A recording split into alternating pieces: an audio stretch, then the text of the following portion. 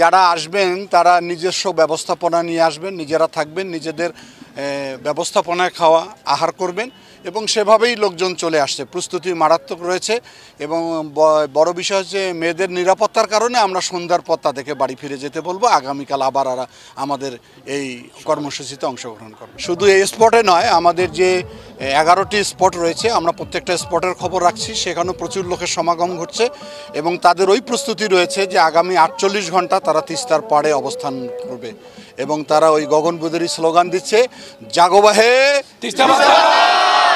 ইন্ডিয়ার গজলডোবায় এই বাঁধ নির্মাণের কারণে বন্যার সময় তারা পানি ছেড়ে দেয়। শুষ্ক মৌসুমে দেখেন আমরা মধ্য তিস্তায় এখন দাঁড়ায় আছি, আপনার সঙ্গে কথা বলতেছি। এই মধ্য তিস্তায় চর পড়ে গেছে।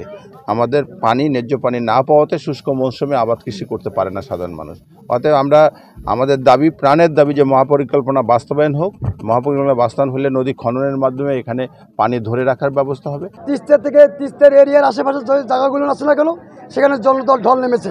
আমরা আশাবাদী আমাদের এই সম্মেলনের, এই তিস্তার আজকের যেই প্রোগ্রামটি হচ্ছে তিস্তা চুক্তির, ইনশাল্লাহ আমরা সফল হব আর কি। ফেসিবাদ সরকারের কারণে, ভারতের একটা হিংসার কারণে আজকে লাখো লাখো মানুষ আমরা চরাঞ্চলে ক্ষতিগ্রস্ত। আপনারা যে জায়গাটাতে দাঁড়িয়ে আছেন, এই জায়গাটাতে থাকার কথা পানি, অথচ এই জায়গাটাতে হয়েছে বালুর চর।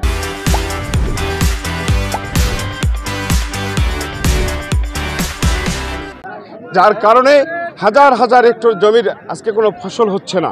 এটা শুধু বিএনপির দাবি না, এটা আমাদের উত্তরবঙ্গের সর্বস্তরের লোকজনের দাবি, সকল পেশাজীবীদের দাবি। আপনারা সকল পেশাজীবীদেরকে উদ্বুদ্ধকরণ করে আগামী 17 এবং 18 তারিখে তিস্তা পাড়ের অবস্থান কর্মসূচিতে অবস্থান করবেন এবং তাদের জন্য অসুবিধা না হয় সেজন্য তাদের চিকিৎসার ব্যবস্থা, নামাজের ব্যবস্থা, খাওয়া দাওয়ার ব্যবস্থা এবং বিনোদনের ব্যবস্থা সহ সব কিছু করবেন। আমরা আজকে 17 তারিখ সকাল 7টা থেকে আমাদের এই হাতীবান্ধা উপজেলায় তিস্তা পাড়ে স্পটে লোক আসা শুরু হয়েছে। ইনশাল্লাহ কিছুক্ষণের মধ্যে আমাদের এখানে জনসমুদ্রে রূপান্তরিত রূপ নেবে এবং আশা করি আমরা দাবি আদায় করে আমরা ঘরে ফিরবো, তার আগে আমরা ঘরে ফিরবো না। মূল বার্তা তো একটাই, আমাদের পানির ন্যায্য হিস্সা চাচ্ছি, আমরা তিস্তা খনন চাচ্ছি, তিস্তা প্রোটেকশন চাচ্ছি।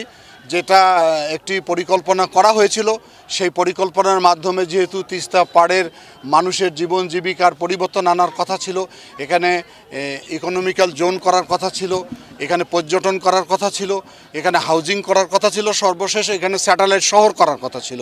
আমরা সেটাই চাচ্ছি যে তিস্তাকে একটা পরিকল্পনার মাধ্যমে এইটাকে বাস্তবায়ন করা হোক।